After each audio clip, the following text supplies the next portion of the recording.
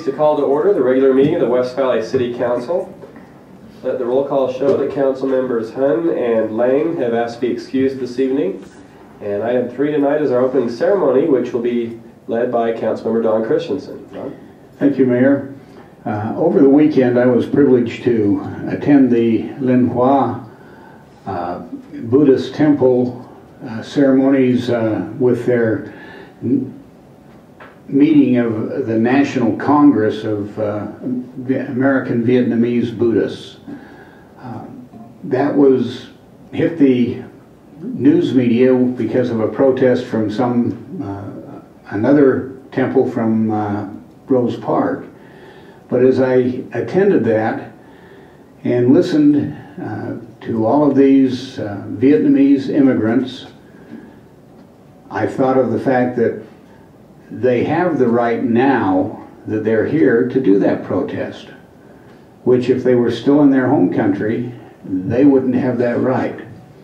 And so as we stand and repeat the Pledge of Allegiance tonight, let's remember the rights that we have as citizens of the United States. Would you please join me in the pledge? I pledge allegiance to the flag of the United States of America and to the republic for which it stands, one nation, under God, indivisible, with liberty and justice for all.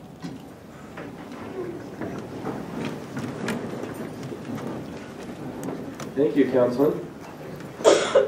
We have the minutes of September 25th to consider. Anyone like to make a motion there? Move for approval of the minutes of September 25th. Second. Thank you both. Any discussion of those minutes? Okay, all in favor of approving the minutes, say aye. Aye. The minutes stand approved. We have some special awards today.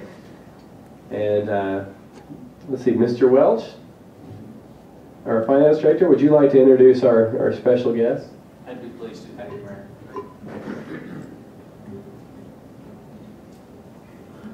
If I could just invite Denise to stick up with me for just a moment. Mayor, Council, this is Denise Steck. She's the Finance Director for Draper City and also the President of the Utah Government Finance Officers Association this year. And she has graciously agreed to come and present West Valley City and the Finance Department the prestigious budget award this year from the Government Finance Officers Association. So with that, I'll turn the time over to her. Thank you. Thank you, Jim, Mayor and Council. I'm currently serving as the President of the Utah Government Finance Officers Association, and I'm here to represent the National Government Finance Officers Association in presenting this award. And as I thought about this award, this is the 21st year that West Valley Cities received this award. And sometimes we think that it just becomes a rote award after so long, but I'm reminded of a coach that asked his team to put all fists in at the end before they started a practice, and somebody asked them why putting fists in instead of hands in, and they said to him he said to them, because when you put your hands in, it's not as strong as when you put your fists in, and everyone works together. And he said that five together is always stronger than 5 apart. And so this finance department has worked well together in making sure that they are receiving these awards on a regular level. Tonight's award is a significant achievement by West Valley and signifies the importance of a strong sense of teamwork and commitment to the highest principles of governmental budgeting. The GFOA's Distinguished Budget Presentation Award program is the only national award program in governmental budgeting, and in order to receive it, a government must publish a budget document that meets strict program criteria. It must pass a national peer review annually to ensure it's met any new requirements as well as previously set requirements. I'm honored to present the Distinguished Budget Presentation Award to West Valley City for its annual budget for the fiscal year beginning July 1st of 2011. Again, this is the 21st year that they've received this award. I'm also honored to present the Finance Department of West Valley City as a whole with a certificate of recognition recognizing their accomplishment as a team, and we're very proud of the work that they do. Thank you.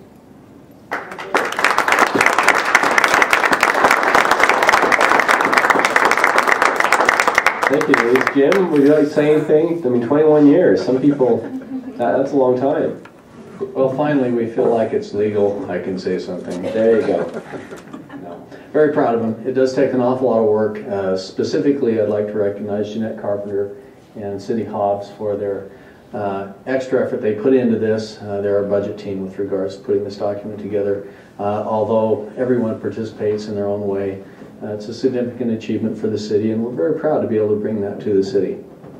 Thank you. And we do appreciate the finance team for making that possible, and we pride ourselves in transparency of government and ease of use for our constituents, and to have a clean, easy to read budget that's in an orderly and presentable way that actually makes sense and checks with each other is a valuable tool, I know, for us as elected officials, but our constituents as well. So thank you so much for all that you do, Jim, and your team.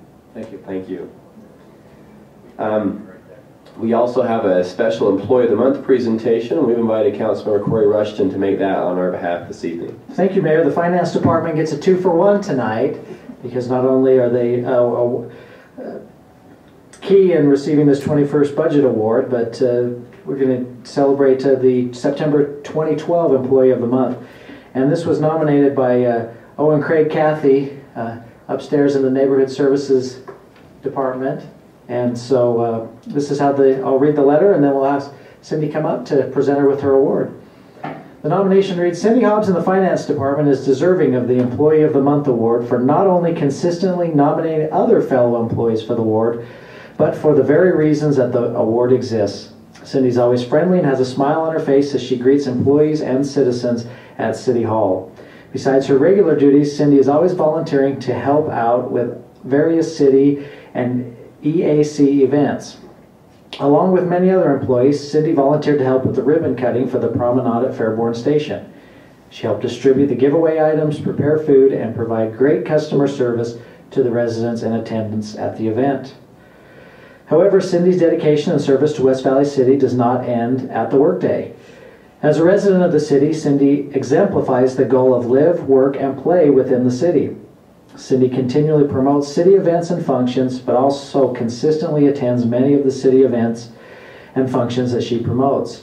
She attends not only because she has to for work, but because she wants to be there. Cindy takes pride in our city at work and at home.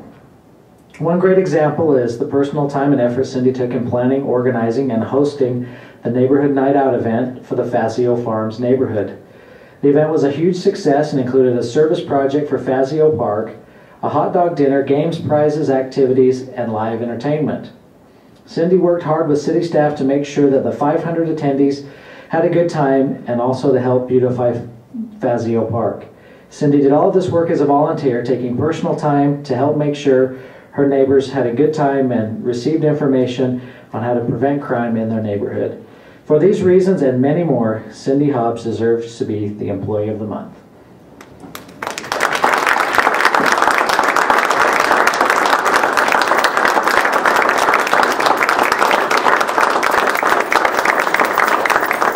Cindy, we'd like to all shake your hand, so.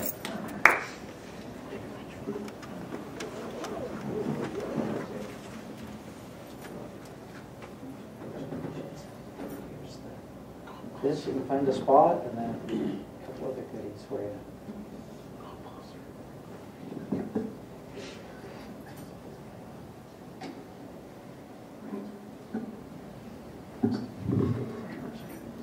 And Cindy, we see a couple of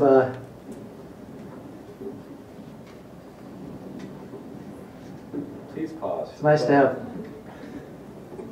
public relations in the family there. Everyone knows how to get a good photo. But would you introduce the group that's come to support and be with you on this Employee of the Month night? Sure. First of all, I have my husband here who always supports everything I do. My daughter Natalie, who works in our public relations office, that is always my huge supporter here. Her lovely husband that's here with her, Tyler, he's also just one of our greatest supporters of our family. And then I have a wonderful staff that came and helped support too, so I appreciate them all being here also. Thank you. Great. Thank you, Councilman Rushton, for taking care of that. And thank you, Cindy. We are thrilled to have you as an employee in our city. And I had the fun task, as some of you know, walking around with my boys yesterday to sell chocolate bars for the annual school fundraiser. And of course, we had to visit finance because that's where the money is, supposedly. But a few of you were great sports to step up with a buck here and a couple bucks there to buy some candy bars. Cindy didn't have any money on her, so she actually wrote a check so that she too could participate in the fundraiser. And I thought, now there is some dedication there to write a check for a few handful of candy bars. So we do appreciate Cindy and the entire finance department, and we appreciate you so much that we won't even be hurt if you want to leave early. Although you're always welcome to stay. So thank you again, Cindy and the rest of the finance team. We come to item 7 tonight, which is our comment period. And we have one gentleman who signed up to address us this evening, Mark Klonovich, visiting from West Jordan today. So Mark, feel free to come to the microphone and take 5 minutes. And of course, if you have handouts, pass them out.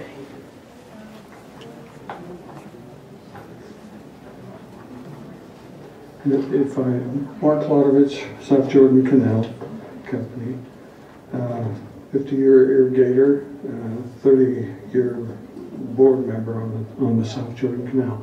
I was also a superintendent for a while and the police 40th West. I got to know a lot of people, many elderly people. So we look at problems like that we might address tonight. It's hard to pick a man out of his house that's on oxygen and put him to work. But on August, and I don't know the prehistory when Bangerter Highway went in, but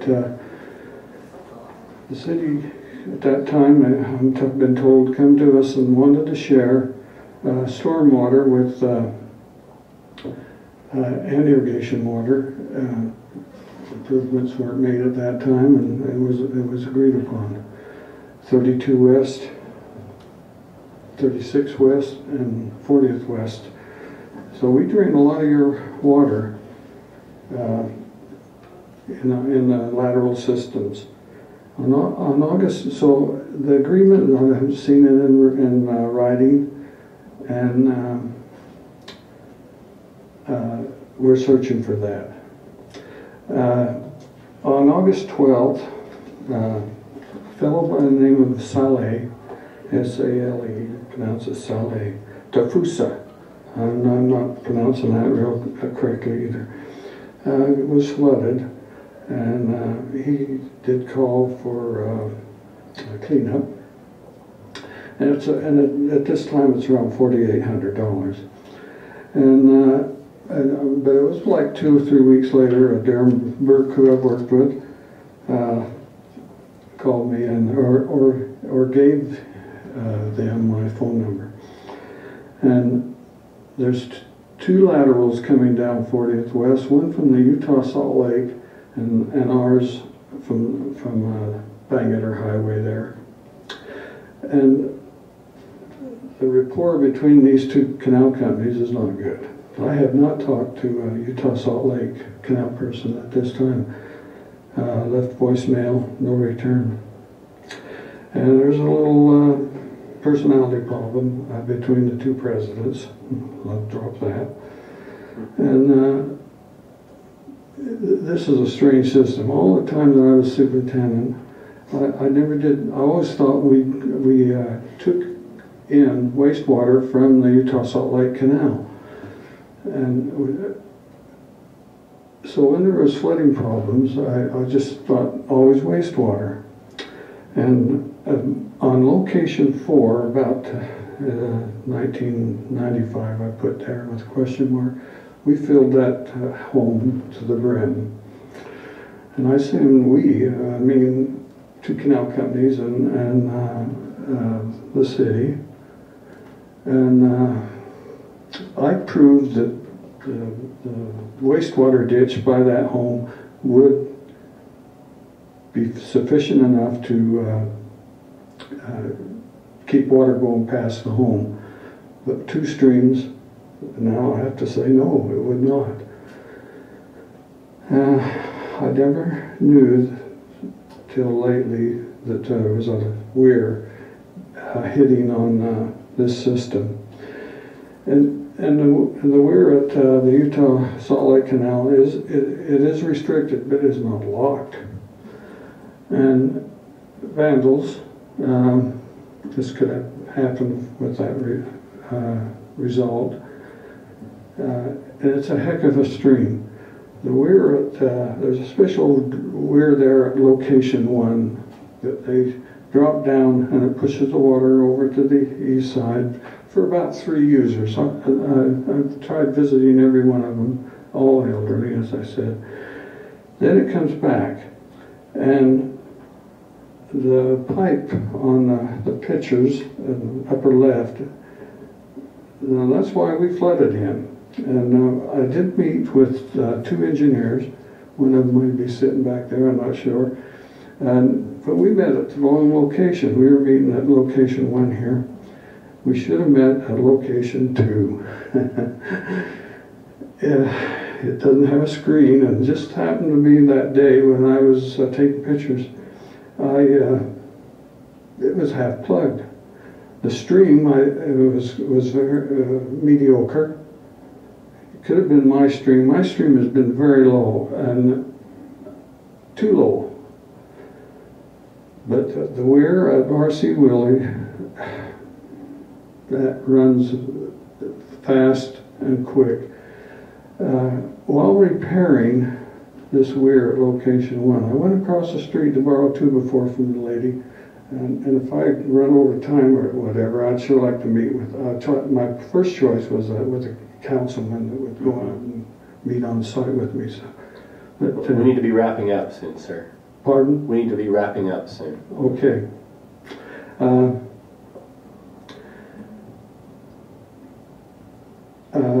At location 1, when I went across to get a 2x4, I saw this stream. And I went home that day and I thought, where's this coming from? And I did call Darren Burke and I says, hey, we can't combine these 2 streams. Because I'll tell you what, this lateral on the east side is. I have other pictures too, but it is has not been policed or cleaned in, I'd say, 30 years. But they're all elderly. Now,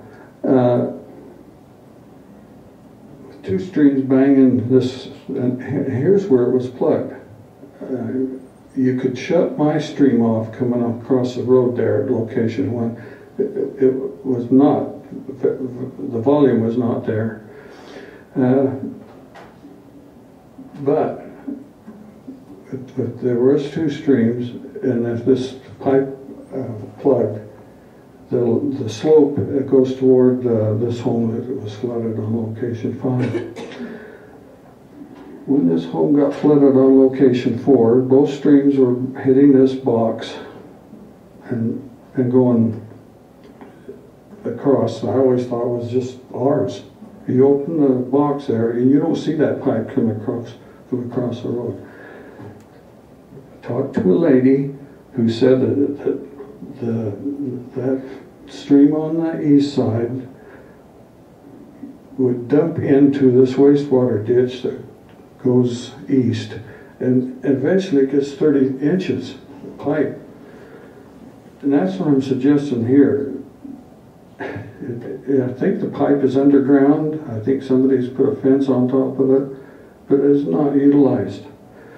I'm wanting to, being the only one, I did, being a good Samaritan, I did the sheetrock in this house, my son. And sir, your 5 minutes is well up, and this is good. I'd like to continue some rapport, and meanwhile I'll try to get hold of the Utah Salt Lake Canal.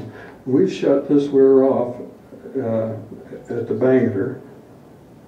They've had no water for 2 weeks now, and we're not going to open it next year because of it, what I'm saying is just not adequate. And I'd encourage you to stick around for a moment, because in our city manager or council comment period, people may have some other thoughts on this. I tried to get that far. I didn't get far. I tried to get to a councilman, but I will. Thank you for your Okay. time. Yeah, so hang tight, just as, well, please be seated, but Yeah, but I still. appreciate that. Thank you, sir. Thank you. Now we go to city manager comments. Mr. Isaac, anything you'd like to say on this or any other issue? Not at this time, sir. I think I could suggest that this gentleman meet with our city engineers and maybe we can discuss exactly what it is that he would like us to help him rectify, but And we have his contact information, correct, Sherry, Yeah. on the sheet there, and so we'll have a city engineer reach out to him. you betcha. Great. Would that be a good next step, sir, for you? Yes. Okay. I can leave you a phone That would be super if you could do that. number. Is the phone number on there, Ms. McKendrick? Great. Oh, good. Well, we've got it, sir. Perfect. We'll make sure one of our engineers Appreciate gets you. in touch with you. Thank you. Now we go to our council comment period. Council members, do you have anything you'd like to add today on this or any other topic? Mr. Christensen? Just like to, again, publicly commend the Benoit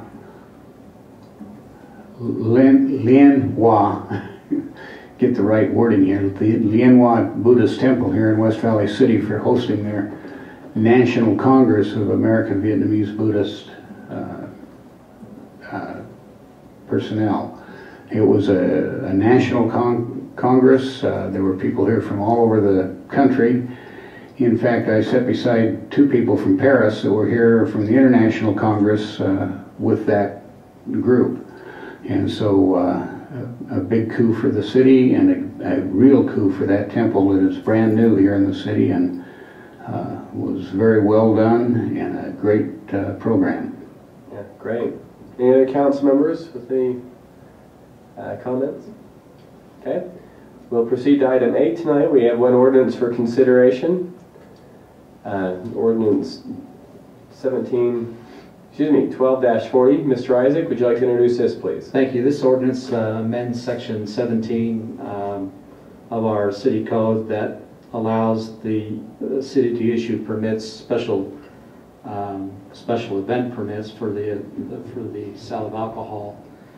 This basically just clarifies some of the language that's in these codes and allows for these permits to be used in concert venues only, which is the Maverick Center and I'm assuming the USANA. Okay, thank you. Council members, what's your pleasure regarding ordinance 12-40 or any questions? Mr. Rushton? I'm a little slow here with the electronic. While he's pulling that up, just a note to our visitors, some who have been here before, some maybe who haven't. We do meet each Tuesday at 4:30 in the room next door. It's kind of a work meeting or study meeting where we always review the items that'll be up on the following week's agenda. So if we move rather quickly tonight, it's not because we're hungry and anxious to get home for supper. It's because we've studied everything at least 1 week in advance. So with that little caveat, Mr. Rushton? Well, when we mentioned venues, the best concert I've ever been to has been at the Rocky Mountain Raceway. And I noticed in here that it does include the Raceway as well as the Hell Center Theater and the Cultural Center on this ordinance change. So, What was the concert called? Tell me later. Neil Diamond. Yeah. All right. Any other questions on this one? Or would someone like to make a motion? I would move for approval of resolution 12 or ordinance 12-40. Second. Thank you both. Any discussion of that motion? Okay. All in favor of that motion, which is to approve 1240, say aye. Aye. That appears to be unanimous. Mr. Isaac, we have some resolutions tonight. 12-141. Tell us what's going on there. Thank you. This resolution is to enter into an agreement with UDOT to maintain property, right-of-way property on the Hexel, along the Hexel line on 5400 South. UDOT doesn't normally enter into agreements with private entities, only the city. So we'll enter an agreement with UDOT, and then in turn we'll enter into an agreement with Hexel to maintain that property. Thank you. Any questions, discussion, or motion on 12-141? I'll move for approval of Resolution 12-141. Thank you, Second. sir. Thank you. Any discussion of that motion? Okay, all in favor of approval say aye. Aye. That one passes. 12-142, Mr. Isaac. Which is the resolution authorizing the city to enter into the maintenance agreement with Hexcel to maintain that property. Thank you. Colleagues, any discussion or a motion there? Mayor, I would move approval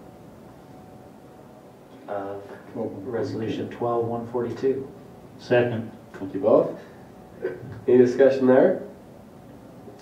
Okay, all in favor of approval say aye. Aye. That also passes. 143, Mr. Isaac. This is a change order where all of us are really excited about the project at Fairborn Station, and this particular change order is just to allow us to cover some of the various items of work that essentially have not been completed yet, or additional work that needs to be completed there. Not the least of which is the little drain that comes off the stairway that we had to extend in order for the water to completely drain. The amount of this is $71,000. Okay, and this is funded from the stormwater utility? Right, correct. Okay, any questions or motion on 143? I would move for approval of Resolution 12-143. Second. Thank you both. Any discussion there? All in favor of approving 143 say aye. Aye. That also appears to be unanimous. 144, Mr. Isaac. I remember when I first started with the city and I remember Russ Sanderson going a long distance to prepare or to purchase one of these buses for the city, and that happened 18 years ago. That particular bus now is old and is no longer mechanically feasible to continue to spend the money that we need to spend on it to keep it working. And so this resolution is to purchase a 14-passenger bus from Lewis Transportation for the amount of $46,000. Thank you. Any discussions or motion on this one? Just mention, Mayor, that for those here, that these small buses are used by our Parks Department to help transport youth for summer camps and special field trips. So move for approval. Second. Thank you, thank you. Any further discussion there? I'll add a little bit to Councilman Vincent. Yeah, it not only helps our youth camps, which we found out last week are actually a profit center for the city, but it also helps at our Harmon Senior Home as well on occasion. Any further discussion? All in favor then of approving 144 say aye. Aye. Those who oppose? Okay, that is also unanimous. 145, Mr. Isaac.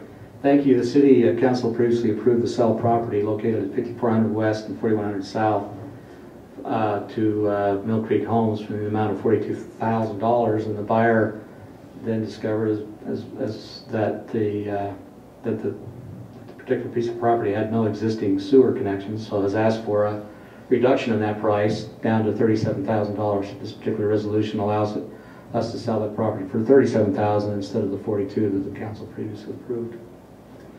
Okay. Any discussion or motion? I guess I can ask the same question that I asked last time this came up. And the old configuration with the old house was centered around 4100 South. And I think the plan on this has been that it would be on 5400 West.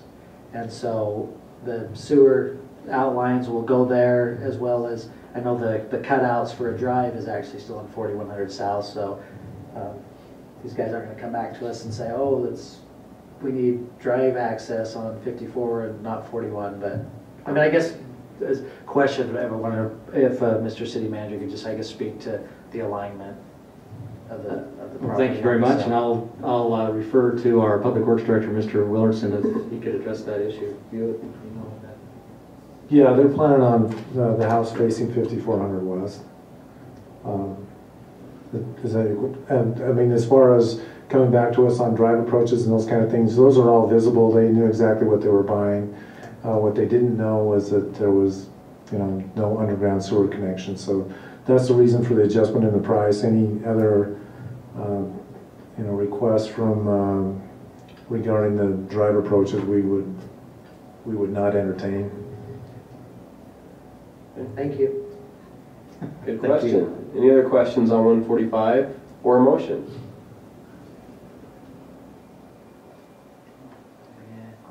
It dies for lack of a... What's that?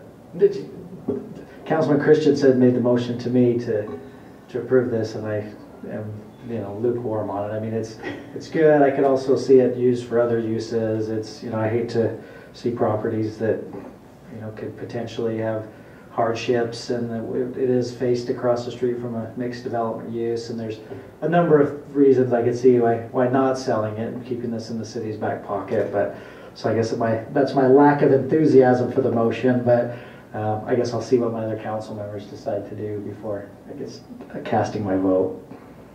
Okay, thank you. Anyone? Bueller, anyone? I would move for approval of Resolution 12-145. All right, do we have a second? I'll second it. Okay, we've got a live motion now. Any further discussion? So I have a question. So Mr. Rushton, so your thought is there's some potential downside, and so it might be better just to keep it for the city?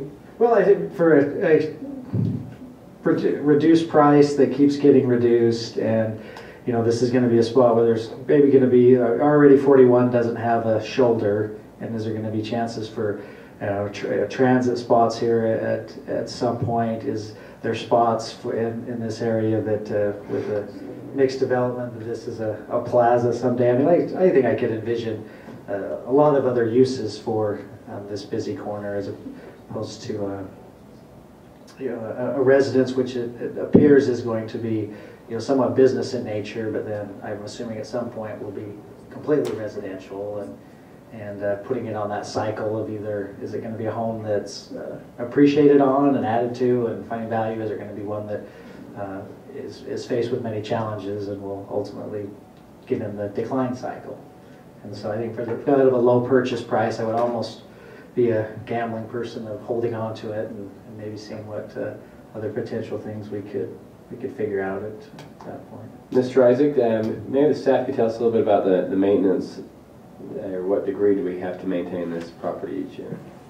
Well, again, I'll refer that question again to Mr. Willerson, but I will say that I just went behind here to talk to Russ a little bit about that and ask what the city manager's recommendation here was, and apparently it's essentially a neutral situation for us. We don't envision making any more land use there for a park or whatever, but what is the maintenance? Well, it's our property, so we just have to comply with the ordinance. Cut the weeds. We have to cut the weeds down. My comment on it is, you know, I drive by this corner daily, and I do see it being a lot for a home. I don't see what else could go there, but I think that the original price was very reasonable to begin with. Even if there wasn't a lateral there, then I think the price was still probably below market value for what lots are going in that neighborhood. So I'd be inclined to just ask them to pay the original number that we had for it. Or that. Yeah, May I ask a question? I think we already approved the sell at 42,000, right? Right. So if we don't approve this, we still approve the sell at 42,000. I think that is correct. I think my thought, going back to kind of the home thing, is if somebody owned this already and it was some just private residence that said, hey, I want to put a house on this, I have no problem with it. I think it would fit and it would be fine. But for the city to have owned it and to have bought it at a price with other funds for, you know, sidewalk things, and now to me it's kind of in our stable or our reserves type thing, and so I think that gives us a little more leeway to see what we might do with it, and to when the price was probably, you know, a fair market value of a lot and a house. And I think with it being a use that was, you know, I could kind of see this maybe being a house, but maybe more suited to be like a residential business of the insurance agent or something like that. But the model home actually fit that, fairly well. But again, that's at the $42,000 price, and then when we kind of get down to the 37, it's almost, well, maybe it's just a wait and hold type thing. So I don't know. My opinion is always, if we can find a way to get property that we own as the city back into the private sector tax rolls at a reasonable rate, and our staff tells us this is a reasonable rate, now you have a private property owner that's paying taxes on it, we don't have to maintain it, and it's one less piece of government property out there. So there's kind of that side of the equation too, I guess. Then the question becomes, what's the reasonable rate, I guess? Okay, any other discussion on this one?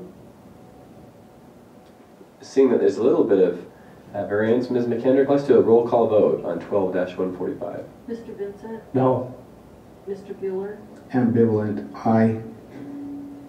Mr. Rushton? No. Mr. Christensen? Aye. Mayor Linder? Aye. There's not enough, you have to have 4 votes, even with our colleagues gone, right? You have to have 4 ayes to pass, so it does not pass. So let me just make sure I'm clear on now what our procedure. So as of right now, no, it fails, but does the council, do we still sell the property at 42? Yes. Okay. Very good. Yeah, we've authorized in previous meeting to sell it at 42, and if the buyer wants it for 42, great. If they want to walk away, then I guess we still own it. Thank you. Okay. We come to item 10, motion for executive session. Mr. City Manager or council members, is there any need for executive session this evening? No, sir. Maybe, or I'd go if somebody else. well, did we complete it? Did we complete to the staff satisfaction our executive session after the study meeting? I'm not 100% sure we did. To the staff satisfaction? Do you know? Yes. Do you know what you need to do now? I think we know exactly more after next week. So. Yeah, we're going to enjoy the week and wait for Tuesday. All right then. Well, with no need for executive session, we'll go to item 11, which is to adjourn.